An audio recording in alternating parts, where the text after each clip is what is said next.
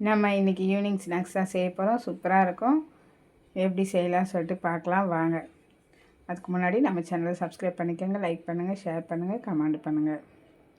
நான் வந்து அரை கப் ரவை எடுத்திருக்கேன், 1 கப்பு அரிசி மாவு எடுத்திருக்கேன், 3 கப் அளவு தண்ணி கொதிக்க வச்சுக்கலாம். இப்போ இதில் உப்பு சேர்த்துக்கிட்டேன், தேங்காய் எண்ணெய் சேர்த்துக்கிட்டேன். 1 ஸ்பூன் அளவு தேங்காய் எண்ணெய் சேர்த்துக்கினேன், தேவையான அளவு உப்பு சேர்த்துக்கோங்க. இப்போ மாவு நல்லா தண்ணி கொதிச்சிடுச்சு. இப்போ மாவு போட்டு நல்லா கிளறி ஒரு 10 நிமிஷம் போல் மூடி வச்சிடலாம். இப்போது கொஞ்சம் ஆறின மாதிரி இருக்குது.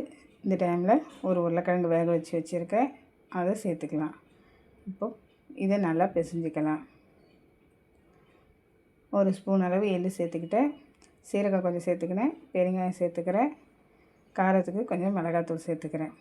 இப்போது இவங்களையும் நல்லா பிசைஞ்சிக்கலாம். நல்லா அழுத்தம் கொடுத்து பிசைங்க, நல்லாயிருக்கும். அதுக்கப்புறம் உருண்டை போல் உருட்டி நல்லா தட்டை போல் தட்டிக்கலாம்.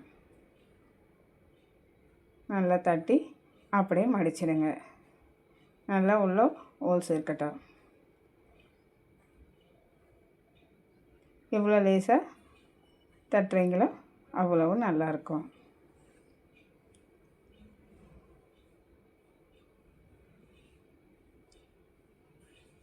இதே போல் செஞ்சு வச்சுட்டு எண்ணெய் காய வச்சுக்கலாம். இப்போது இவங்களை எடுத்து எண்ணெயில் போட்டு பொரித்து எடுத்துக்கலாம்.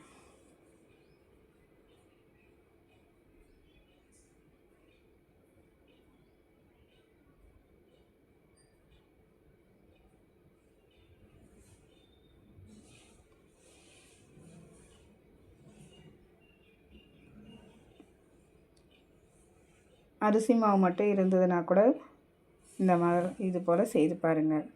இல்லை ரவை மட்டும் இருந்ததுனாலும் இது போல் செய்து பாருங்கள். நல்லா கிறிஸ்பியாகவும் இருக்கும், நல்லா இருக்கும்.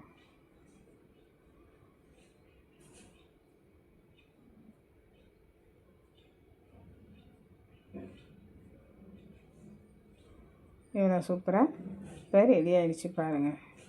10 நிமிஷம் போல் இருந்தால் போதும். நல்லா கிறிஸ்பியாக இருக்குது பாருங்கள்.